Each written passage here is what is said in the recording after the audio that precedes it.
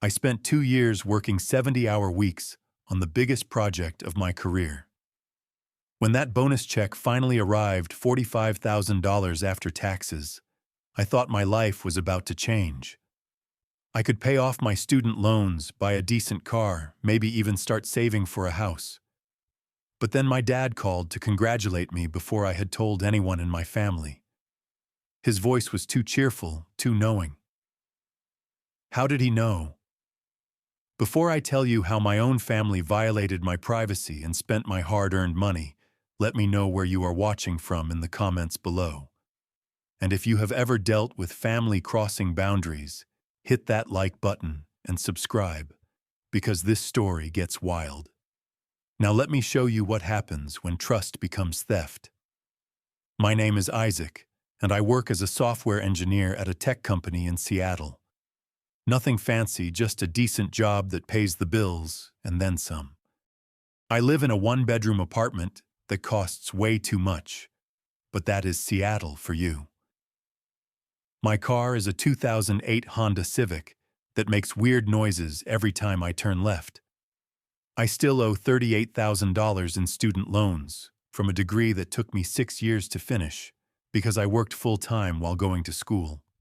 For the past 2 years, I have been part of a team developing an artificial intelligence system for medical diagnostics. It was grueling work. 60 to 70 hours every single week. Weekends disappeared. I missed birthdays, holidays, even my college roommate's wedding. My social life became non-existent, but I kept telling myself it would be worth it. Our project leader, Trenton, kept saying the company would take care of us when we delivered.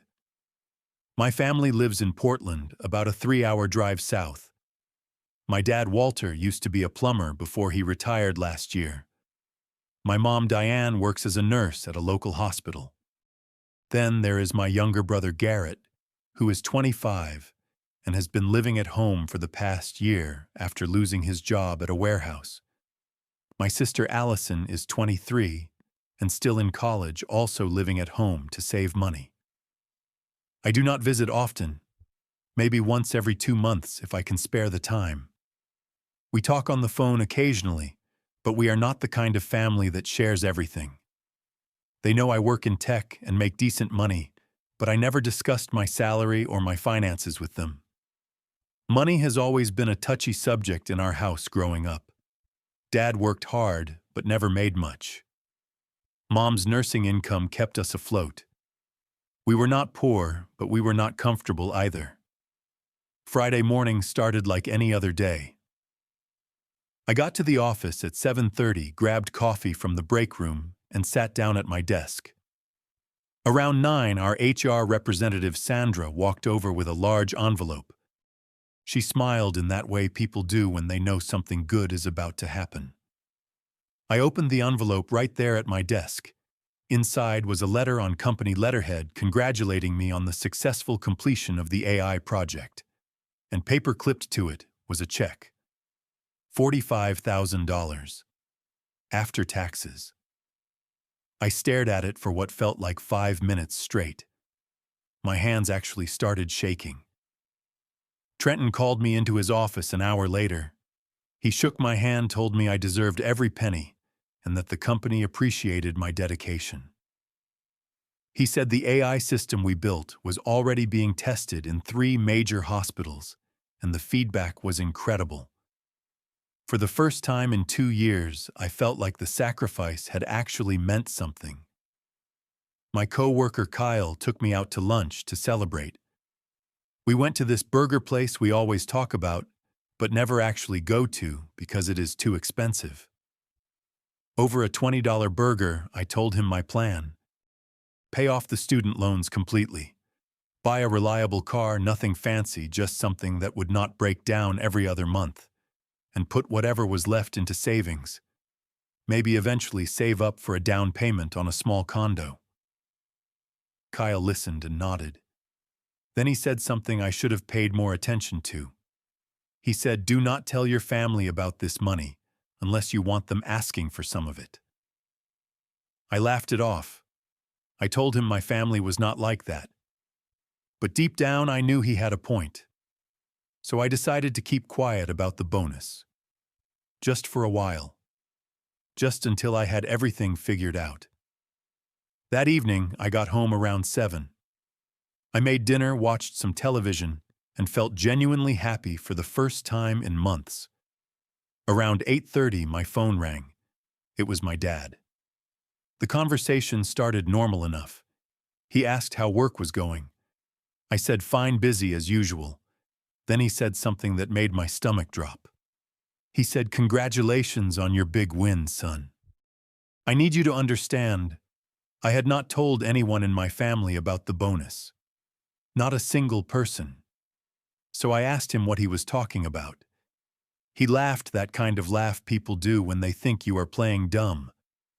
He said, "Your bonus, $45,000, that is incredible." I felt my face go cold. I asked him directly, "How do you know about that?" He got vague real quick. Said something about word getting around. Then he changed the subject before I could push further. He started talking about Garrett, about how my brother was still looking for work, how tough the job market was. Then he mentioned that money was tight, that retirement was not as comfortable as he had hoped. The whole time he was talking, I was barely listening. My mind was racing. How did he know I had not told anyone except Kyle? The company would not have called my parents. So how? The conversation ended with him saying he was proud of me and that we should talk soon. I sat on my couch for an hour after that call, just staring at the wall. Something was very wrong, but I could not figure out what. Saturday morning, I woke up still feeling uneasy about my dad's phone call. I could not shake the feeling that something was off. Around 10 in the morning, I decided to drive down to Portland. I did not call ahead. I just got in my car and started driving. The drive gave me time to think. How could my dad have known about the bonus? The only paper trail was the letter from HR and the check, both of which were in my apartment. Unless someone at the company had told him, but that made no sense. We had no mutual connections there. The more I thought about it, the less sense it made. I pulled into my parents' driveway around 1 in the afternoon. Their house is a small ranch-style place in a quiet neighborhood. The lawn needed mowing. Dad's old truck was parked on the street. Everything looked normal from the outside. I walked in through the front door without knocking. I grew up in this house. I still had my key. What I saw when I walked into the living room stopped me in my tracks. My entire family was gathered around the coffee table. Spread out in front of them were glossy brochures for cruise ships, Alaska cruises specifically. My mom was holding one up, pointing at pictures of glaciers and whales. Garrett was leaning back on the couch with his feet up, grinning. Allison was looking at her phone, probably checking cruise reviews. My mom saw me first. Her face lit up. She said, "Isaac, perfect timing, we are going on a cruise to Alaska." She said it like it was the most natural thing in the world. Like they took expensive vacations all the time. Garrett sat up and added that it was 2 weeks all-inclusive with fancy restaurants and everything. He looked more excited than I had seen him in years. Allison glanced up from her phone and said she had never been on a cruise before. I stood there trying to process what I was seeing. My parents, who had always been careful with money, who clipped coupons and bought store-brand everything, were planning a cruise that had to cost thousands of dollars. I asked the obvious question, "How are you guys affording this?" My dad looked up from the brochure he was reading. He had this casual expression on his face like I was asking about the weather. He said, "Do not worry about it, we saved up." But I knew my parents. I knew their financial situation. They did not have savings like that. My dad's retirement pension was modest. My mom's nursing salary was decent, but not cruise money decent. Not after helping Allison with college expenses. I felt my chest tighten. Something was very wrong here. But I did not want to start an argument right there in the living room. So I excused myself and said I needed to grab something from my old room upstairs. My childhood bedroom had been turned into a guest room/storage space years ago. But my old desk was still there, covered with boxes and random items. I started looking through some old things, trying to calm down and figure out what to do next. That is when I saw it. Sitting on top of one of the boxes was an envelope, a business envelope with my company's logo in the corner. The same envelope Sandra from HR had handed me yesterday morning. The envelope that contained my bonus letter. Except this was not my copy. This envelope had my name on it, but it was addressed to my parents' house in Portland. And it had been opened. The flap was torn, the letter inside clearly read and put back. My brain took a second to catch up. Then I remembered. 6 months ago, I had updated my address with HR because I was moving to a new apartment. But before that, I had always kept my parents' address as my permanent address on file. It was easier that way since I moved around so much in Seattle. I had assumed HR would send everything to my current address. But apparently, some documents still went to the address on my original employment paperwork. They had received my bonus notification letter, and they had opened it and read it without telling me, without asking. I picked up the envelope and walked back downstairs. My hands were shaking, but not from nervousness, from anger. I walked into the living room and held up the envelope. I asked, "Did someone open my mail?" The room went quiet. My mom's smile faded. She looked at my dad. My dad set down his brochure and cleared his throat. My mom said, "Oh, that yes, we thought it might be important."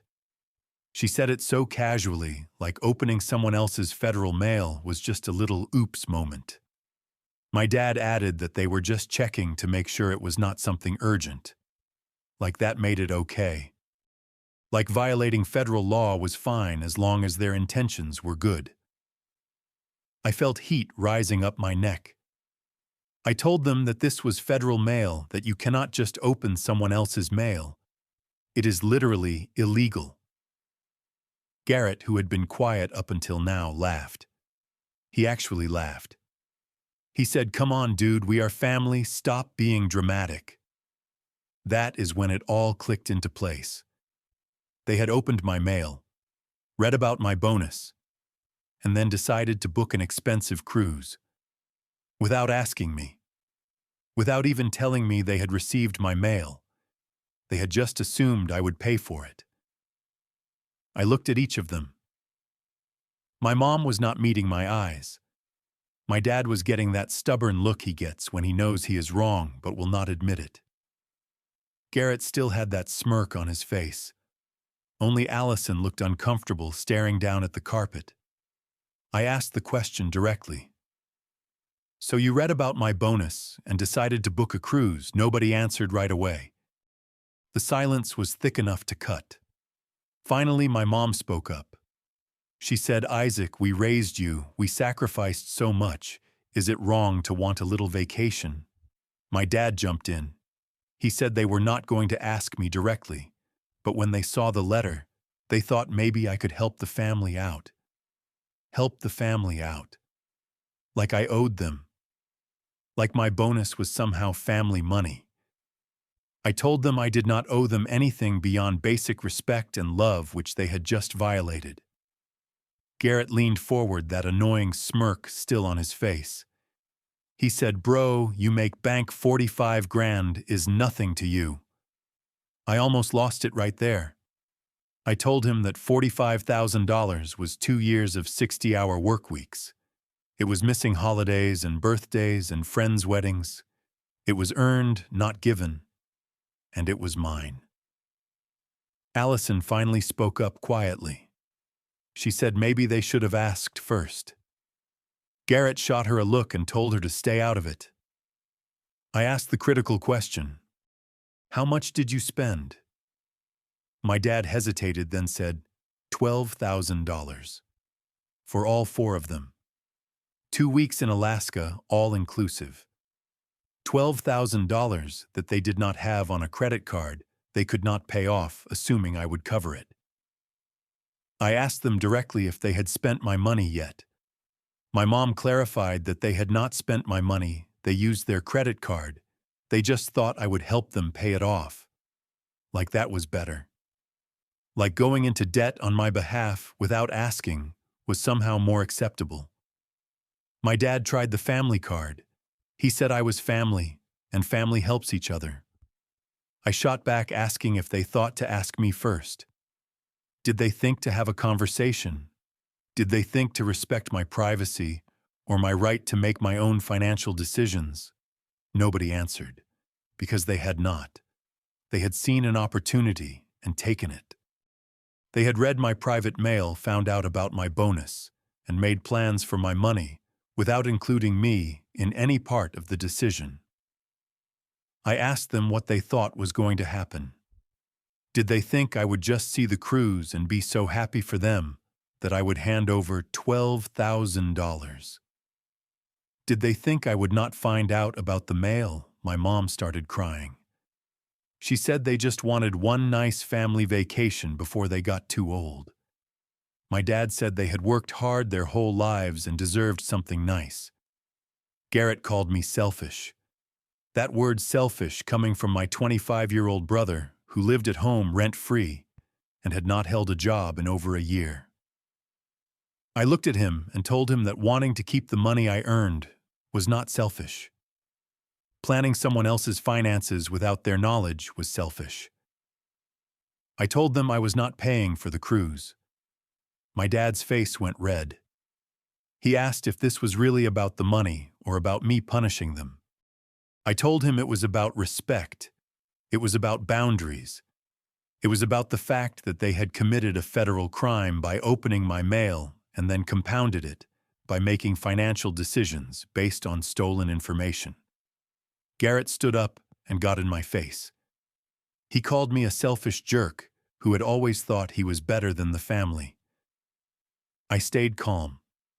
I told him that I had worked hard to build a career and a life, and I was sorry if that made him feel bad about his own situation, but it was not my responsibility to fund their vacation. My mom was full-on sobbing now. She said I was tearing the family apart over money. I corrected her. I told her they had torn the family apart when they violated my privacy and trust. Allison stood up and quietly said she did not know they were going to do this. She said she felt bad. I believed her. She was the only one who seemed to understand how messed up this whole situation was. I looked at my parents and told them I needed to leave. My dad said if I walked out that door, I was choosing money over family.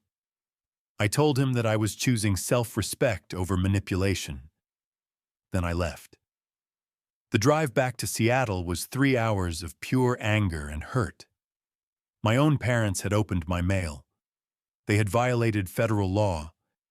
They had planned to spend $12,000 of money I had not offered them. And when confronted, they tried to make me feel guilty about it. I called Kyle on the drive home, told him everything. He was silent for a long moment, then said that was messed up on so many levels. He asked what I was going to do. I told him I did not know yet, but I knew one thing for certain. This could not happen again.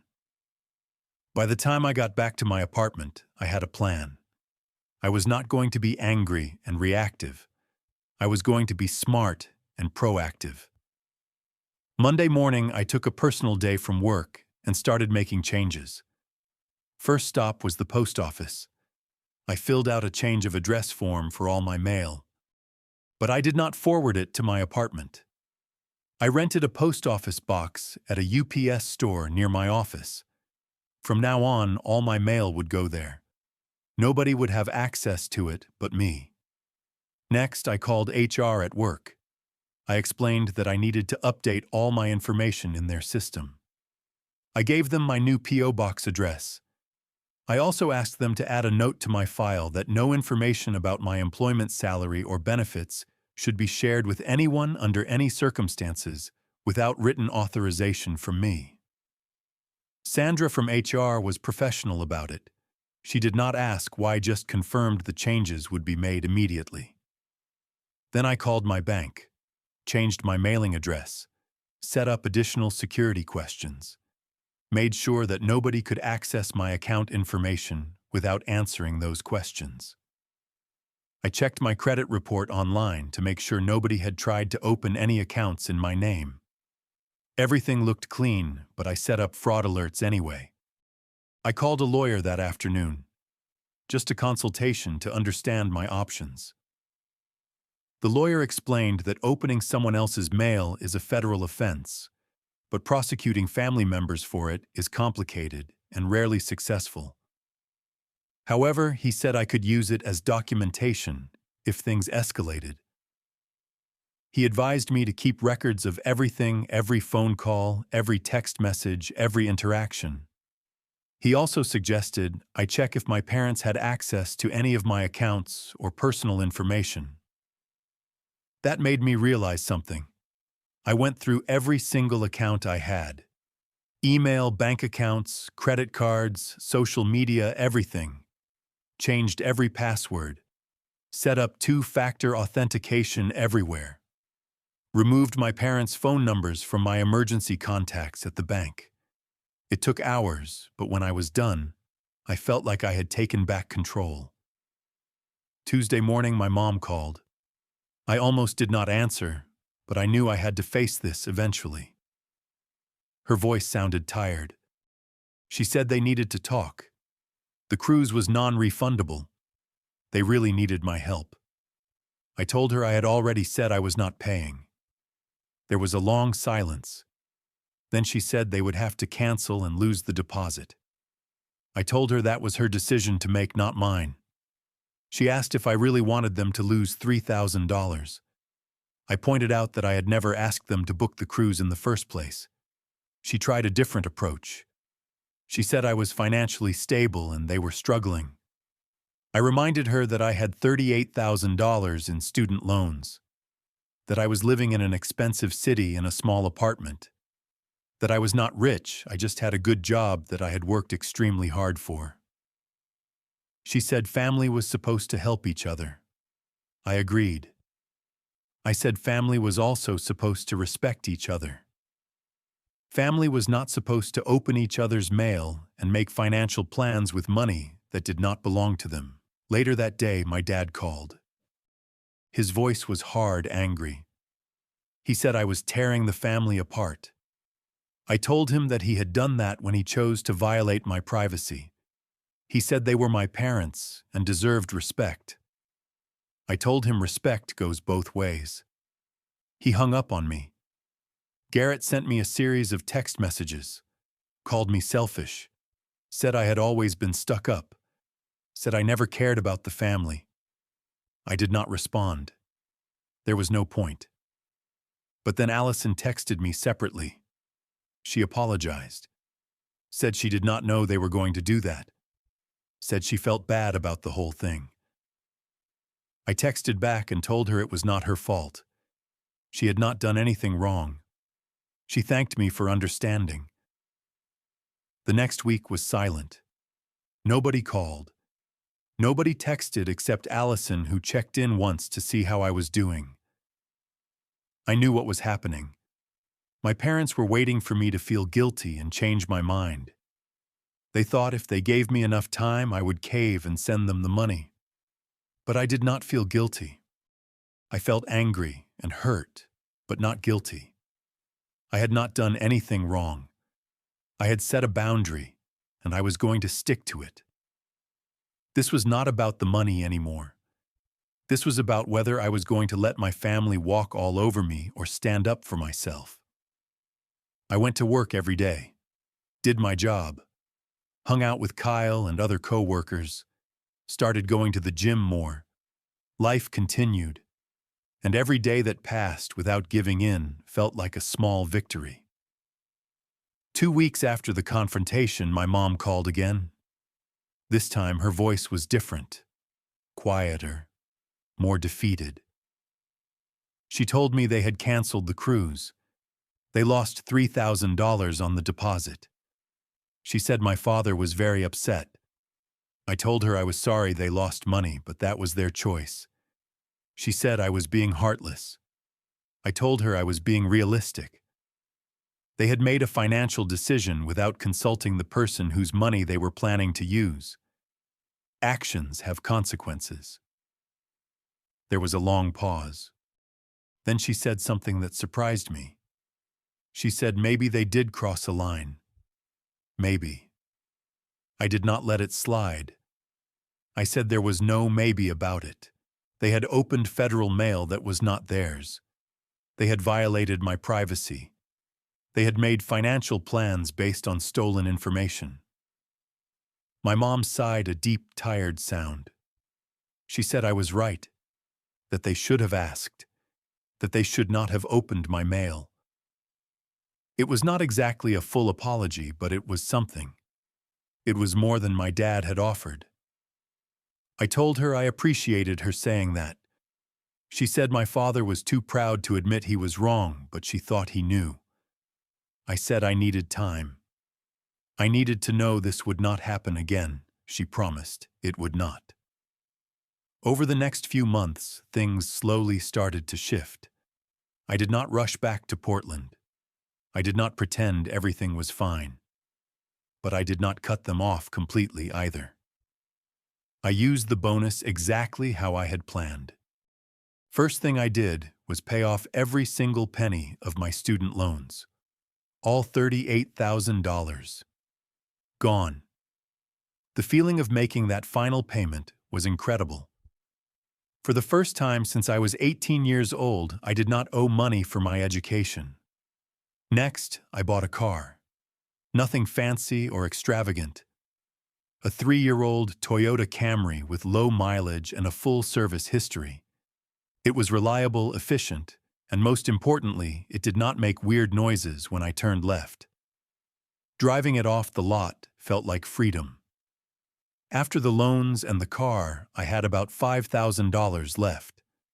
I put it straight into a high-yield savings account, emergency fund, something I had never been able to build before because every spare dollar went to debt payments. My life felt different, lighter. I was not drowning in debt anymore. I was not driving a car that might break down at any moment. I was not worried about someone reading my mail, because all my mail went to a secure P.O. box that only I could access. Work continued to go well. Trenton pulled me aside one day and said the AI project was exceeding expectations. He hinted that there might be more opportunities coming my way. I felt like I was finally building the career and life I had always wanted. My relationship with my family was complicated. I talked to my mom on the phone about once a week. The conversations were careful at first surface level. How was work? How was the weather? That kind of thing. But slowly we started talking about real things again. She told me about her patients at the hospital. I told her about projects at work. It was not the same as before, but it was something. My dad and I barely spoke. When we did, it was brief and awkward. He could not quite bring himself to apologize, and I was not going to pretend it had not happened. But the anger faded over time. I was not holding a grudge. I was just maintaining a boundary. Garrett and I did not talk at all. He was still angry that I had not bailed them out. According to Allison, he told people I was selfish and had abandoned the family.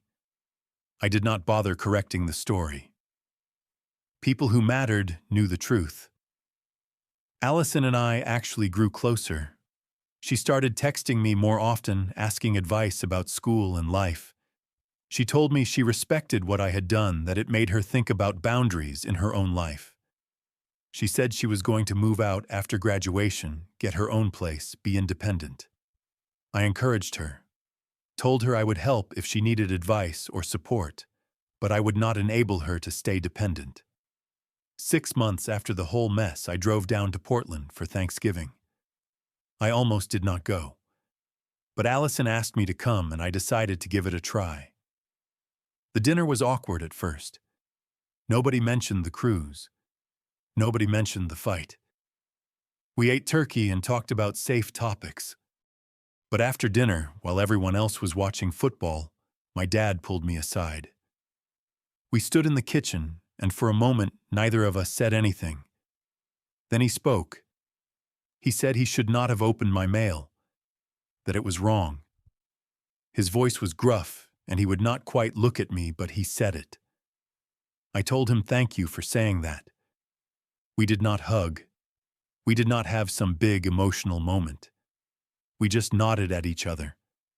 And somehow that felt more real than any dramatic reconciliation would have. Things were not perfect. They probably never would be. But they were honest. My family knew now that I had boundaries, that I would not be taken advantage of, that love did not mean unlimited access to my money or my life. I learned something important through all of this. Setting boundaries is not mean or selfish.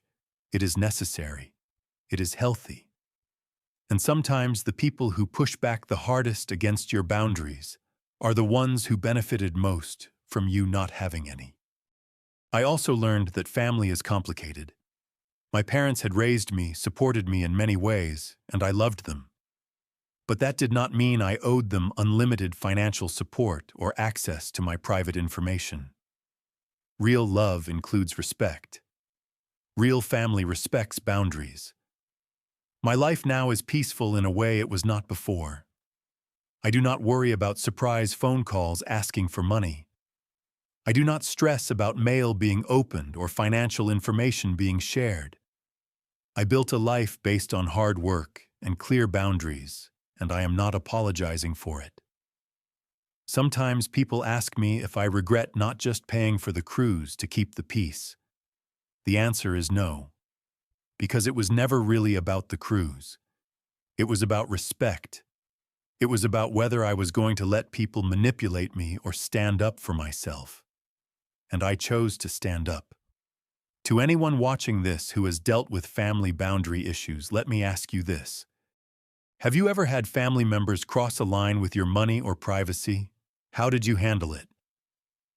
Drop your story in the comments below. And if this story resonated with you, hit that like button and subscribe for more real-life stories. Share this video with someone who needs to hear that setting boundaries is okay. Thank you for watching, and remember, taking care of yourself is not selfish, it is necessary. I hope you find the courage to set your own boundaries, whatever they may be. Sometimes the people who love you the most are the ones who need the clearest boundaries. And sometimes saying no is the most loving thing you can do. Because real family respects you. Not just when it is convenient, but especially when it is hard.